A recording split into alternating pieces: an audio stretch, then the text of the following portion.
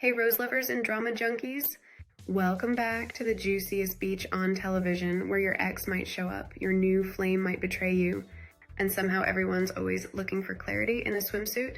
That's right, it's Bachelor in Paradise Season 10, Episode 2, and baby, well, the mess is already like a hot tub after a crazy field truth or dare. This episode gave us 3 full hours of sun, sand, and scandal because apparently ABC said, who needs sleep when we can emotionally drain our audience on a Monday night? I'm your Bachelor Nation enthusiast, Kelsey. Let's get into it. Because some of y'all's faves are flopping and the new girls are here to collect roses and boyfriends. First of all, nice shout out to the new intro montage. We got Wells in a pineapple hat, someone doing backflips, and a few contestants giving us America's Next Top Bachelor pose. It's cheesy, it's extra, and I love it. It's the only thing more dramatic than Dale's hair part. First, we have Brian and Zoe, the kiss-off of the week. Let's start with Brian, who officially won the award for doing too much too fast. 1 minute he's kissing Zoe during the chemistry challenge, acting like she's the one, and the next he's tongue wrestling Parisa like Zoe never even existed. Sir, what happened to subtlety? Zoe tried, y'all. She really said, don't take my man. But unfortunately for her, Brian swiped right on everybody. Literally, he was like the Tinder version of Oprah. You get a swipe, you get a swipe, you all get a swipe.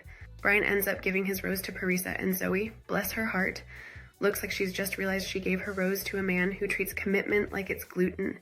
Girl, you dodged a bullet.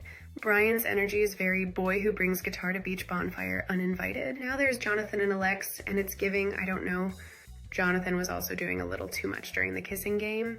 He matched with 4 girls but kept circling back to Alexi. He even said she was the best kisser, which sounds sweet until you realize he said it after going on a date with Allie Joe and agreeing to a date with Jill. But plot twist, Alex ain't exactly twirling her hair in love either. Sis said she's not feeling the pull, which could be chemistry talk or a metaphor for her eyelash extensions falling off from the sheer humidity of the mess. Either way, Jonathan chooses Alexi and she accepts. But let's not pretend this isn't a relationship held together by sunscreen and vibes. Now we have Jeremy and Bailey, a hot maybe. Jeremy had the range of a broken toaster in the kissing challenge. Swiped right on 4 girls, only matched with Bailey. Oop. He wanted to explore, but the women weren't interested, and then Susie shows up like, I guess I'll give it a shot. That's never a strong start.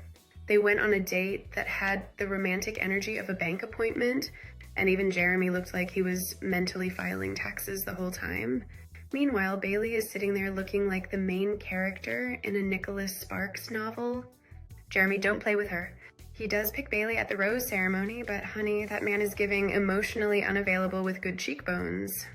Proceed with Kat. This man is a walking mixed signal.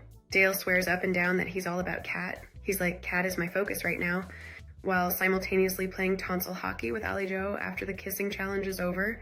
Sir, what exactly are you focused on? Because it's giving scattered. When Zoe tries to chat with him, he's like, I'm in a relationship. When the camera pans to his kissing history, it's like watching a montage of a confused frat boy during spring break. And yet, Kat accepts the rose.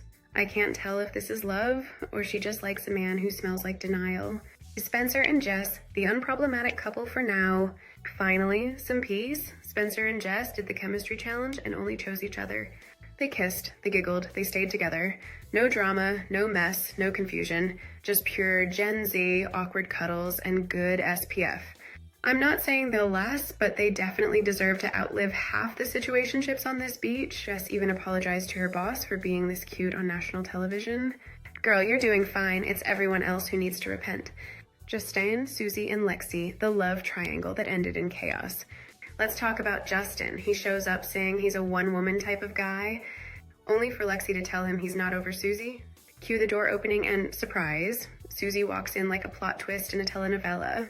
They have a heart-to-heart, it's emotional, it's intense, and yet somehow Lexi gets convinced that it's fine, she's ready to move forward, until Justin tries to give his rose to Susie. Sir, this isn't Survivor, Sacrifice Island. And then, Susie declines, says she can't accept the rose.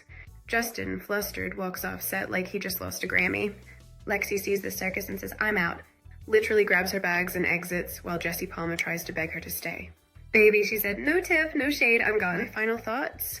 So after 3 hours of beach-based heartbreak and backstabbing, we've got Brian with Parisa, Jonathan with Alexi, Jeremy with Bailey, Dale with Kat, Spencer with Jess, and Justin and Susie somewhere crying on opposite sides of the beach while Lexi books her Uber to the airport. Whoo, and guess what? This isn't even the end. ABC said, let's run it back tomorrow night. Pray for your faves, hydrate, and meet me back here for the next recap. Because in paradise, the only thing more unstable than the couples is the Wi-Fi. Like, comment and subscribe, babes, and tell me in the comments who should have stayed, who should have gone, and who needs to stop kissing everyone like it's a buffet. Until next time, may your roses be red and your drama be televised. Bye for now.